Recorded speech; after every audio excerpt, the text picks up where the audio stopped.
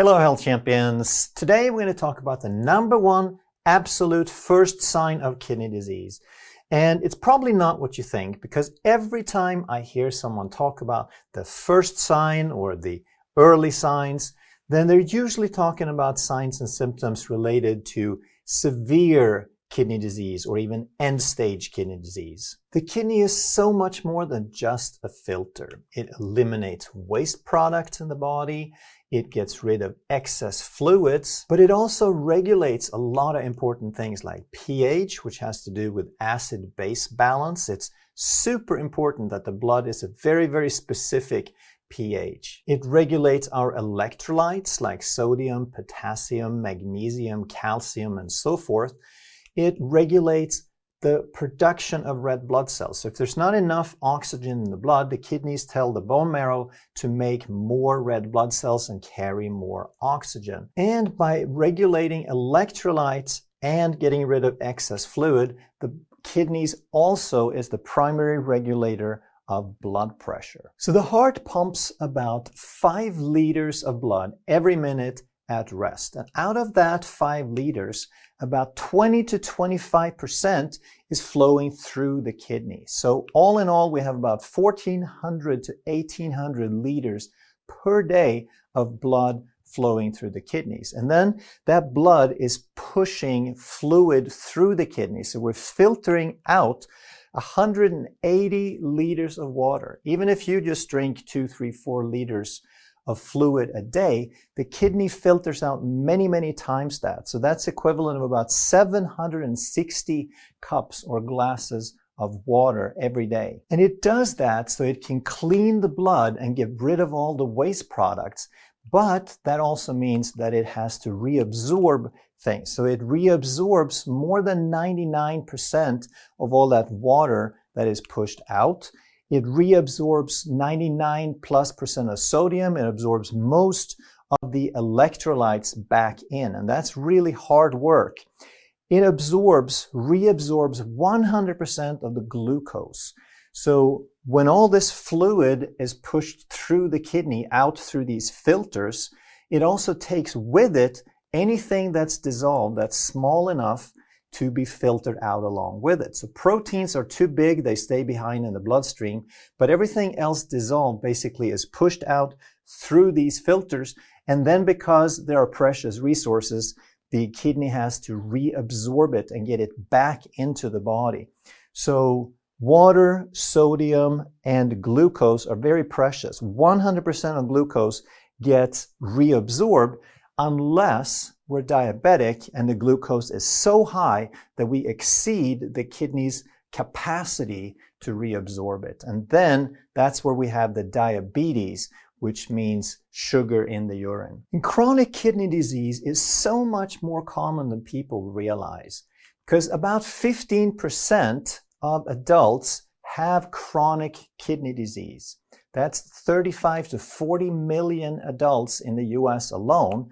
But the problem is that 90% of those people don't know they have it because they don't know how to read the blood work, and there are basically no signs and symptoms associated with this. And as we age, 38% of people over 65 have chronic kidney disease. But the worst part is that there's so few symptoms with kidney disease until they ultimately fail that even the people who have severe kidney disease don't know about it. 40% of people with severe disease don't know they have it. So even though there are signs and symptoms associated with it, you don't want to wait for those because they usually indicate very severe disease by the time that you notice the symptoms. So most of these things in the list here are usually called early signs, but they're actually very, very late signs. So let's talk about these early versus late signs. So the first 3 on this list here are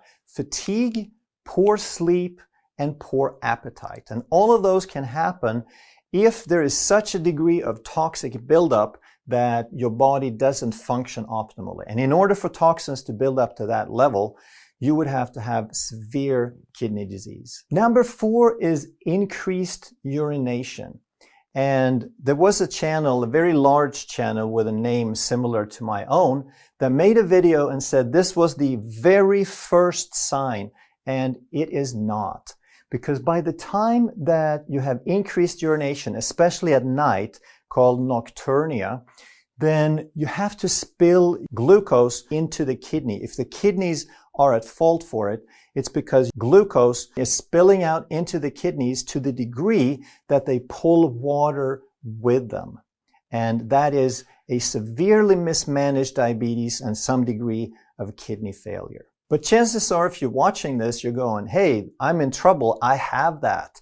But almost all the time that you have nocturnia, meaning you pee at night, it's because you drank too much water before going to bed or too close to going to bed. So don't freak out about that. Learn what the real kidney signs are and evaluate that. Number 5 is blood in the urine. And in order for red blood cells to leak out into the urine from a kidney problem, you have to have severe leakage, because red blood cells are even larger than proteins. They're not supposed to be in the urine at all. Number 6 is foamy urine. And that could be a sign if protein leaks out into the urine. But again, the vast majority of protein in the urine, unless it's chronic, it's going to be because you have an infection of some sort. It's going to be temporary. And that also can produce some degree of foamy or even smelly urine if you have a bacterial infection or something. So again, don't freak out about that. It's very common. Unless it's chronic, now it's a problem. Number 7 is puffy eyes or edema. And this is also severe kidney damage, because you have to be leaking protein to the degree that you're deficient in protein. You have to lose a lot of protein through the urine, especially albumin, which is a very large protein. It's designed to be a sponge and keep the fluid, the water, inside the bloodstream. So if you lose a lot of this albumin, now you're going to have water leakage, and it's going to be things like puffy eyes and puffy hands and puffy feet and legs. Number 8 is itching, and number 9 is muscle cramps. And these could happen because of loss of minerals or an imbalance of minerals, where the kidney wasn't able to get rid of some, or it's losing too much of another. But if the kidney is responsible for this directly, the kidney would have to be severely damaged. Most of the time, it's the adrenals that produce the hormones to tell the kidney how to balance the minerals. So most of the time that you have some muscle cramps or you have an imbalance in minerals, it's not going to be super severe. It's going to be more slight, kind of in a functional range, and then it's going to be more adrenal than kidney. So in fact, everything on this list is pretty late stage rather than early. But if that's so, then what is the early signs? So let's see what the experts have to say, the physiologists. So this is from the American Journal of Physiology, and this is a paper on kidney or renal physiology. So this paper is called Insulin Resistance in Chronic Kidney Disease. And what they have to say about it is that insulin resistant is an early metabolic alteration in those with chronic kidney disease. And not only that, but the insulin resistant is apparent even while the kidney filtration is normal. So in other words, the insulin resistance is there first, but also that the insulin resistant is almost universal, almost 100% in the people who reach end-stage kidney failure. Now that's not very surprising, because the causes for chronic kidney disease are very well established. And the number one cause, bar none, is diabetes, especially type 2 diabetes with insulin resistance. And number 2 on the list is chronic high blood pressure. And of course, diabetes is the number one cause for chronic high blood pressure. So that's, again, basically a single cause. Number 3 is chronic NSAIDs, non-steroidal anti-inflammatory drugs. So those are the pain medications sold over the counter to a large extent. And also there, if you have diabetes, you have a low-grade systemic inflammation that's also going to cause a lot of pain and joint pain, so you're going to be popping pills to cover up that pain. But also on this list are autoimmunity and chronic inflammatory systemic conditions like lupus, for example, that very often attack tissues like kidneys. Now, what I want you to know is most of this list is preventable and reversible. So diabetes and chronic high blood pressure, they're in the high 90s, 95, 98% reversible if we just know how it works and do something about it. Chronic pain could have many causes, but a lot of that would go away if you handle your metabolic conditions. Autoimmune diseases are a little trickier, but they also have a lot to do with inflammation and GI health and food choices. So even though you can't eliminate all of that, you can make tremendous progress by learning how it works and living better. But what if you already have some kidney damage? What if you've run some blood tests and your numbers don't look so great? Well, it depends on how far gone it is, but in many, many cases, there's still time to do something about it and improve it. And in my clinic, there are some supplements from Standard Process that are very, very powerful. They're the best on the market that we have found. And those are called RenaFood, Arginex, and Renatrophin PMG. So we'll put some links down below where you can learn more about those. So if the signs and symptoms on that long list were all late stage, then obviously we want to catch it before it gets to that point. And if insulin resistance and type 2 diabetes are the primary causes, then we want to figure out how to catch that early. And the best and simplest test for that is the HOMA-IR. There are other tests where you can spend a half a day and hundreds or even thousands of dollars, and you might get a little bit more precision and reliability. But if you just want a basic screening for $20 as an add-on to a test, then HOMA-IR is a fantastic and simple way. So all you do is you take the glucose times the insulin. And most blood tests are already going to include glucose, so you just need to add on insulin, and we can typically do that for about $20. Then, if you're measuring in milligrams per deciliter, then your glucose is going to be in the 80 to 100 or 100 plus range. Then you divide by a constant of 405, and that's to get a very healthy, very insulin-sensitive person to a value around 1. So a good range is anywhere from 0.5 to 1.5.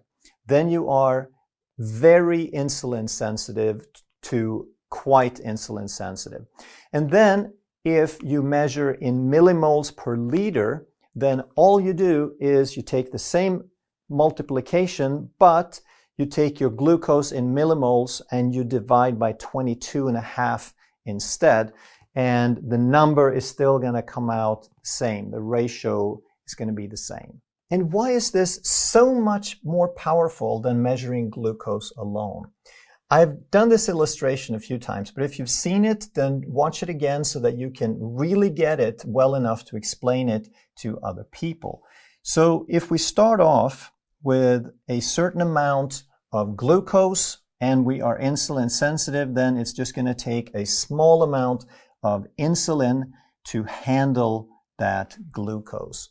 But then if we eat a standard American diet with some processed foods and high carbs, then a few years later, we might be looking like this.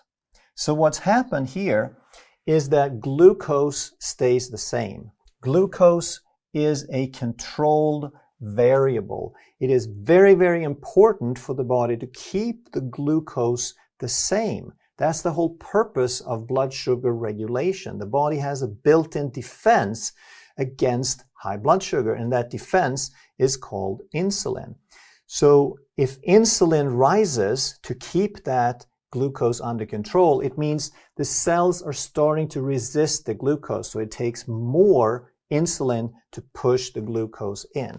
So now we are already starting to become moderately or slightly insulin resistant, but the glucose hasn't changed.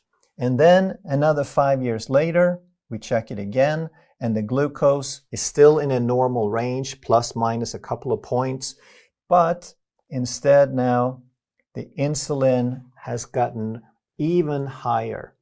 And we are now becoming severely or significantly insulin resistant. And we are just a matter of time before we're in prediabetes or diabetes. And then finally, when the body fails, when the body cannot produce enough insulin, when the cells are so resistant that basically no matter how much insulin we put out there, they don't want the sugar, now is the first time that that glucose starts going up. And by now, we typically have an insulin level, something like that. So what I want you to notice here is that the glucose rises like this. That it might take 15, 20 years for the glucose to respond, whereas if we instead measure the insulin, we are getting a true measurement of the degree of insulin resistant. And when they have checked the HOMA-IR against these gold standard, these expensive lab tests, there's a very good agreement in terms of insulin resistance between these gold standards and the HOMA-IR. So it is a very good test. And you can catch things long before you get into type 2 diabetes. So here is your number one absolute first sign of kidney disease. And it is when the insulin starts going up. That is true prevention. That is how you catch it. Because if you don't, this will lead to kidney disease. So let's take another look at the Journal of Physiology. And here they're saying in a study where people had chronic kidney disease to some degree, meaning that their filtration rate had suffered and dropped below 60 milliliters per minute. So we don't know what degree, but they had some degree of kidney compromise. And these people were not diabetic, meaning they still had normal blood glucose, meaning they were somewhere on this flat portion of the glucose line. However, these people, when they checked the HOMA-IR, the insulin resistance against the kidney filtration, they found that as the HOMA-IR went up, as the insulin went up, even with normal glucose, the filtration rate suffered. They were inversely related. So very often we hear that glucose is responsible for the damage. And it is, because glucose causes microvessel disease. That's where diabetes causes blindness and kidney failure. But even before you're diabetic, while your glucose is still normal, the rise in insulin is also damaging the kidney and causing a reduction in the filtration rate. So let's cover some must-know health information from the experts at Johns Hopkins Medicine. And they're talking about how to preserve your kidney function when you have diabetes. They're saying that over time, diabetes can harm the kidneys. It can lead to kidney failure. But here's the good news. Many people with diabetes do not end up with kidney problems. Okay, so that's not quite the good news I was hoping for, but I didn't get this far in. The reason I picked this article, I only got to the headline before I kind of jerked and reacted. And here's the sentence. When you have kidney disease, what does that mean?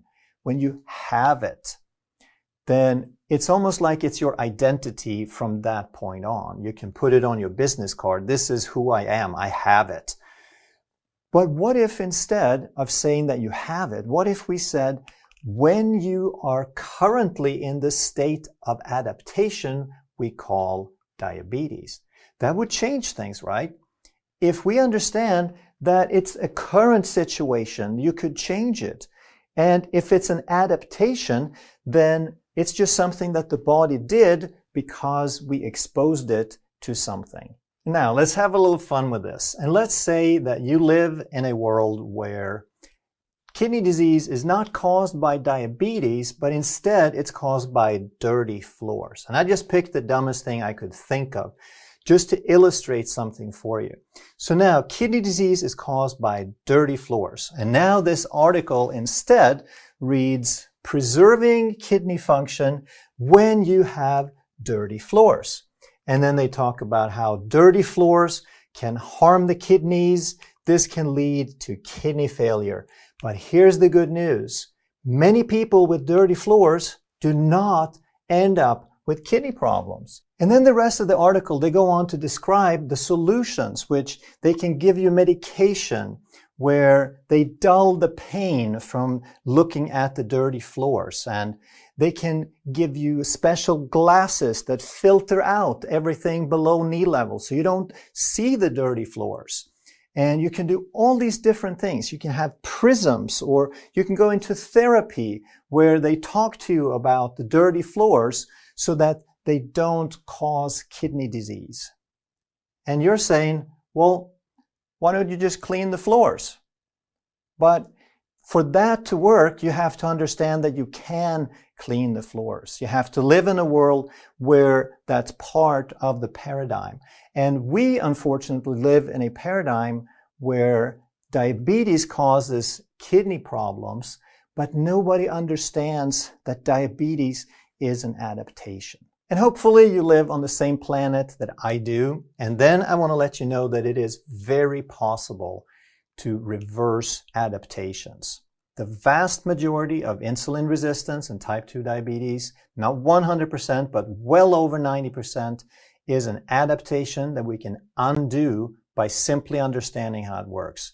And you can choose to do certain things. You can choose to stop drinking soda. You can choose to stop eating donuts. You can choose to start eating real food.